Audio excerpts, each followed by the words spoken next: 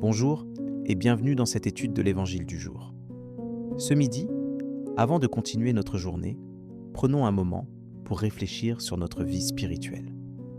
Aujourd'hui, nous allons explorer un thème très important, la préparation pour le retour du Seigneur.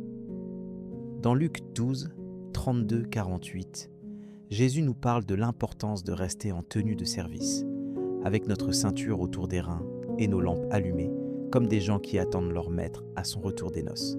Ce thème est très actuel, car nous sommes tous en attente de quelque chose.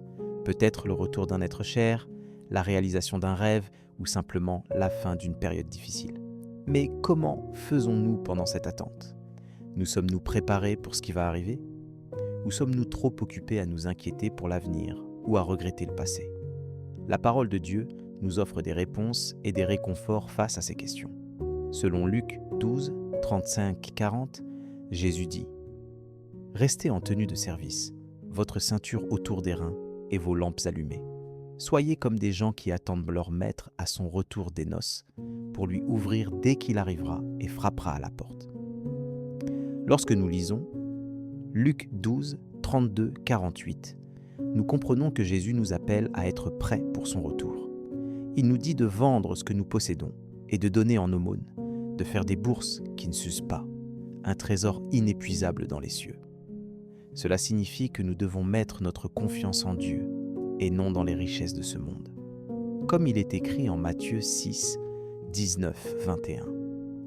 N'accumulez pas pour vous des trésors sur la terre, où la mite et la rouille les détruisent, et où les voleurs les percent et les pillent, mais accumulationnez pour vous des trésors dans le ciel, où ni la mite ni la rouille ne les détruisent, et où les voleurs ne les percent ni ne les pillent.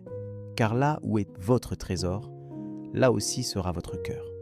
Maintenant, comment pouvons-nous appliquer cela dans notre vie quotidienne ? Nous pouvons commencer par examiner nos priorités et notre façon de gérer nos ressources. Nous pouvons également nous efforcer de vivre une vie plus simple et plus généreuse en partageant ce que nous avons avec les autres. Comme il est écrit en Actes 20, 35, il est plus béni de donner que de recevoir.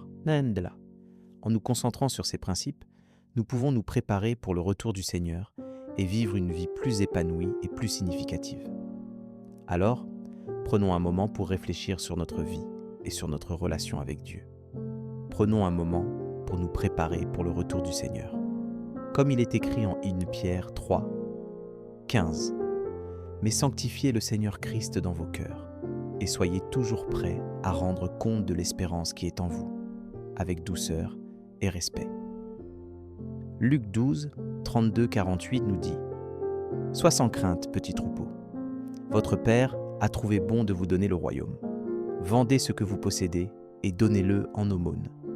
Faites-vous des bourses qui ne s'usent pas, un trésor inépuisable dans les cieux, là où le voleur n'approche pas, où la mite ne détruit pas. Car là où est votre trésor, là aussi sera votre cœur. Restez en tenue de service, votre ceinture autour des reins et vos lampes allumées. Soyez comme des gens qui attendent leur maître à son retour des noces, pour lui ouvrir dès qu'il arrivera et frappera à la porte. Heureux ces serviteurs-là que le maître, à son arrivée, trouvera en train de veiller. Amen. Je vous le dis, c'est lui qui, la ceinture autour des reins, les fera prendre place à table et passera pour les servir. S'il revient vers minuit ou vers 3 heures du matin, et qu'il les trouve ainsi, heureux sont-ils. Vous le savez bien, si le maître de maison avait su à quelle heure le voleur viendrait, il n'aurait pas laissé percer le mur de sa maison. Vous aussi, tenez-vous prêts, c'est à l'heure où vous n'y penserez pas que le Fils de l'homme viendra. Pierre dit alors, « Seigneur, est-ce pour nous que tu dises cette parabole, ou bien pour tous ?» Le Seigneur répondit, « Que dire de l'intendant fidèle et sensé à qui le maître confiera la charge de son personnel pour distribuer, en temps voulu, la ration de nourriture. Heureux ce serviteur que son maître, en arrivant, trouvera en train d'agir ainsi. Vraiment, je vous le déclare, il l'établira sur tous ses biens. Mais si le serviteur se dit en lui-même « Mon maître tarde à venir », et s'il se met à frapper les serviteurs et les servantes, à manger, à boire et à s'enivrer, alors quand le maître viendra, le jour où son serviteur ne s'y attend pas, et à l'heure qu'il ne connaît pas, il l'écartera et lui fera partager le sort des infidèles. Le serviteur qui, connaissant la volonté de son maître, n'a rien préparé et n'a pas accompli cette volonté, recevra un grand nombre de coups. Mais celui qui ne la connaissait pas et qui a mérité des coups pour sa conduite, celui-là n'en recevra qu'un petit nombre. À qui l'on a beaucoup donné, on demandera beaucoup. À qui l'on a beaucoup confié, on réclamera davantage. Prenons un moment pour prier et demander à Dieu de nous aider à mettre en pratique ces principes dans notre vie quotidienne. Seigneur, nous te remercions pour ta parole qui nous guide et nous encourage. Nous te demandons de nous aider à être prêts pour ton retour, à vivre une vie simple et généreuse, et à partager ce que nous avons avec les autres. Nous te demandons de nous donner la force et la sagesse pour vivre selon tes principes et pour être des serviteurs fidèles. Nous te remercions pour ta grâce et ta miséricorde qui sont toujours disponibles pour nous. Nous te demandons de nous aider à sanctifier ton nom dans nos cœurs et à être toujours prêts à rendre compte de l'espérance qui est en nous. Seigneur, nous te demandons de bénir notre vie et de nous aider à vivre une vie épanouie et significative. Nous te remercions pour tout ce que tu as fait pour nous et pour tout ce que tu vas faire. Seigneur, nous t'aimons et nous te suivons. Nous te demandons de nous aider à rester fidèles à ta parole et à tes principes. Seigneur, nous te remercions pour ta présence dans notre vie et pour ta guidance qui nous aide à naviguer dans les défis de la vie.